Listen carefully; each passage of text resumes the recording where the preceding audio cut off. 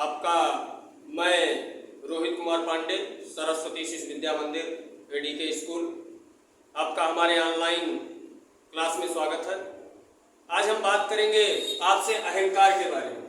आज हम आपसे बात करेंगे अहंकार के बारे में। अहंकार एक ऐसा शब्द है जो मनुष्य को, किसी भी प्राणी को, किसी भी इंसान को बहुत ऊंचे से बहुत नीचे तक पहुंचा सकता है। मेरा कहने का मतलब यह है कि अहंकार जो है वो आदमी के पतन का कारण है, जिसको मैं आपको एक कहानी के माध्यम से समझाने की कोशिश करूंगा, जो आप लोग ध्यान दें। ये कहानी है भगवान श्री रामचंद्र और रावण के बीच की लड़ाई है। जब लंका में श्री रामचंद्र भगवान और रावण के मध्य लड़ाई हो रही थी, तो उस लड़ाई में रावण अगर सबसे ज्यादा किसी से परेशान था तो वो हनुमान जी से। रावण अगर किसी से सबसे ज्यादा उस लड़ाई में परेशान था तो हनुमान जी से।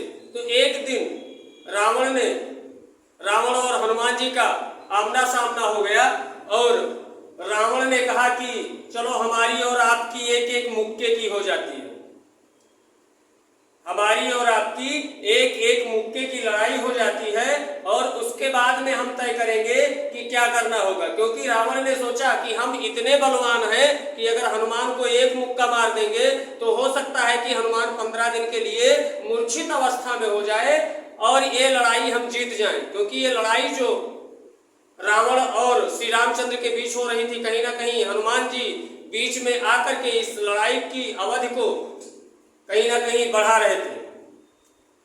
तो हनुमान जी का और रावण का जब सामना हुआ तो रावण ने हनुमान जी से कहा कि आज हमारी और आपकी एक एक मुक्के की लड़ाई होगी। तो पहले तो हनुमान जी ने कहा नहीं, ऐसा नहीं हो सकता है। लेकिन जब रावण को बहुत ज्यादा अहंकार हुआ अपने बल पर, क्योंकि रावण अहंकारी था ही, तो रावण को अपने बल पर बहुत ज्यादा अहंकार था, तो उसने क्या किया कि नहीं, आपसे एक एक मुक्के की लड़ाई होनी ही है। तो हनुमान जी ने कहा ठीक है, अगर आप यही चाहते हैं कि एक एक मुक्के की लड़ाई हो जाए तो क्यों ना आज एक एक मुक्के की लड़ाई कर लिया जाए। दोनों लोगों में तय हो गया कि ठीक है, एक एक मुक्के की लड़ाई होती है। फिर क्या होता है कि रावण कहता है कि मैं तो बलवान हूं, मैं तो वीर हूं, पहले आप मुझे एक मुक्का मारिए। हनुमान जी से कहता है कि पहले आप मुझे एक मुक्का मारिए, क्योंकि हो सकता है अगर मैं आपको मार दूं एक मुक्का तो आप मूर्छित हो जाएंगे, इसलिए आप एक मुक्का मुझे मारिए और उसके बाद में मैं आपको मारूंगा। हनुमान जी ने कहा नहीं, ऐसा नहीं होगा, पहले आप मारिए। रावण ने कहा नहीं, ऐसा ही नहीं होगा, पहले आप एक मुक्का मारिए और उसके बाद में हम देखते हैं।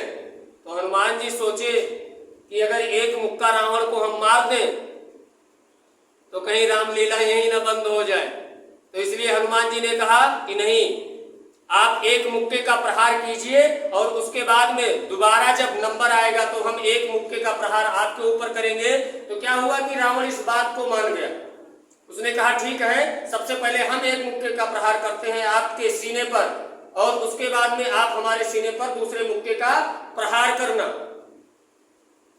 रावण खड़ा हुआ और हनुमान जी भी खड़े हो गए सीना तान कर। और क्या होता है कि रावण बहुत दूर जाता है और बढ़िया मुक्के का प्रहार बना करके और दौड़ते हुए आता है और हनुमान जी के सीने पर एक मुक्के का प्रहार करता है और फिर पीछे आ जाता है। तो रावण क्या देखता है कि हनुमान जी को जिस तरह से उसने मुक्के का प्रहार किया, हनुमान जी उसी अवस्था में उसी जगह पर खड़े हुए हैं। रावण ने देखा तो रावण आश्चर्यचकित हो गया कि हमने इतना तेज मुक्के का प्रहार किया और हनुमान जी तो वहीं के वहीं खड़े हैं। कहीं ना कहीं हनुमान जी लगता है कि बहुत ही बलवान है। अब क्या हुआ कि रावण ने तो अपने मुक्के का प्रहार कर ही दिया था, अब बारी थी किसकी? हनुमान जी की। अब हनुमान जी की जब बारी आई तो जब हनुमान जी ने बनाया बढ़िया मुक्के का प्रहार और जैसे ही प्रहार करने वाले थे कि ब्रह्मा जी ने वहां से देखा और अपने आंख बंद करके और आ गए हनुमान जी और रावण के बीच में।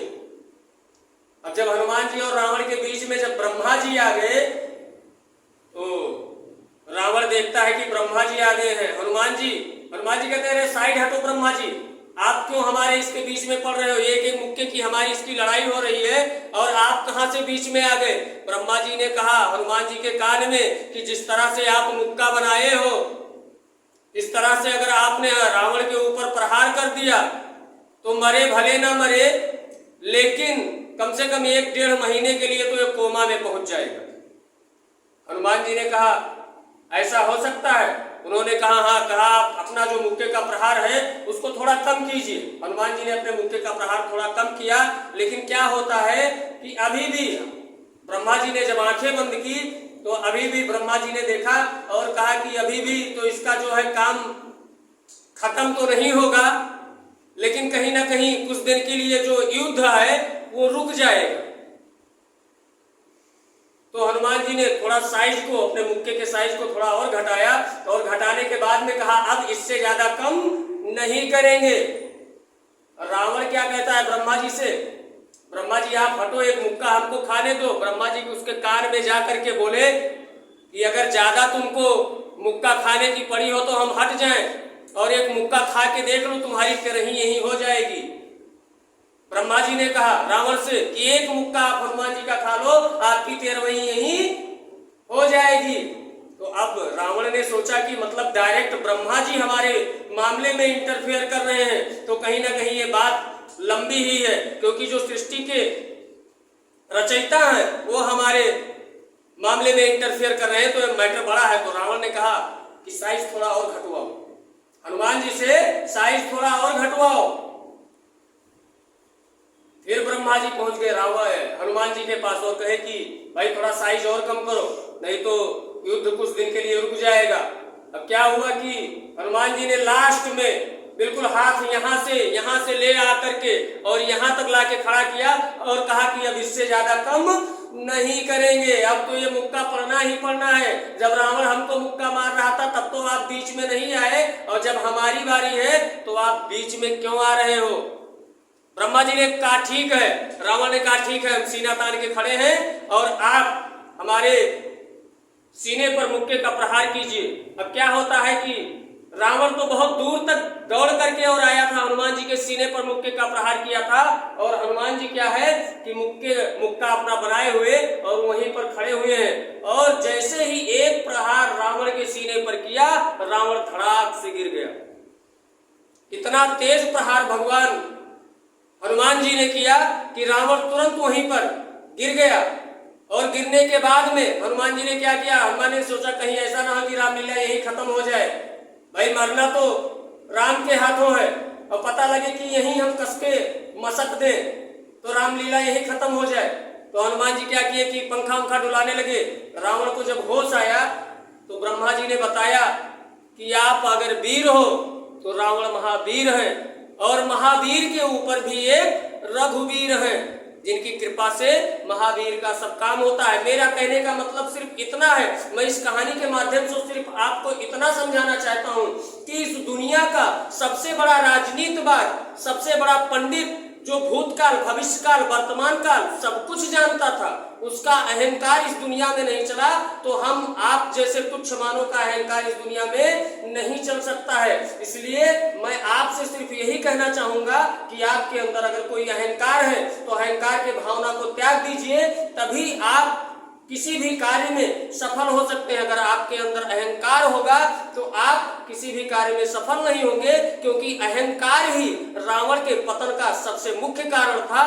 और मेरा कहना है कि वेद ज्ञान कुल उत्तम पाया, फिर भी रावण असुर कहाया।